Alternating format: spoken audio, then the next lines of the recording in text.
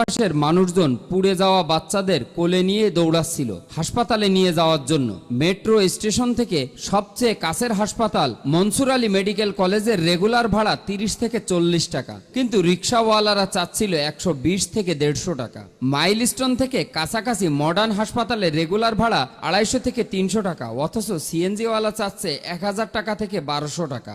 একজন লোক পুড়ে যাওয়া একটা বাচ্চাকে নিয়ে অনেকক্ষণ যাবৎ ঘুরছিল, কিন্তু একটা রিক্সাওয়ালা সিএনজিওয়ালাও রেগুলার ভাড়ায় যেতে চাচ্ছিল না, তাদেরকে বেশি ভাড়াই দিতে হবে।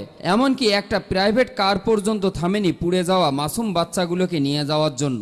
এদিকে বাচ্চাগুলোর পুরো শরীর পোড়া, শরীরের মাংস গলে গলে পড়ার মতো অবস্থা। বাচ্চাগুলো তখনও পোড়া শরীর নিয়ে যন্ত্রণায় ছটপট করছিল, গঙ্গাচ্ছিল শুধু। এদেশের মানুষগুলো এমন কেন? বিপদ দেখলে ওরা সবকিছু দাম বাড়িয়ে দেয়। এদেশের মানুষগুলো সভ্য হবে কবে? একটু রাত বেশি হলে, কোনো অসুস্থ রোগী হলে, অফিস টাইমে রাস্তায় একটু জ্যাম হলে, এয়ারপোর্টে নতুন লোক পাইলে, রেল স্টেশনে নতুন কাউকে পাইলে, লঞ্চ ঘাটে নতুন কাউকে দেখতে পাওয়া গেলে, আরো নানান কারণে প্রাকৃতিক দুর্যোগ হলে, ঈদের 3 দিন পরেও পরিবার পরিজন নিয়ে বের হলে এরা ডাকাতের চেয়েও বেশি ডাকাতি করে, যা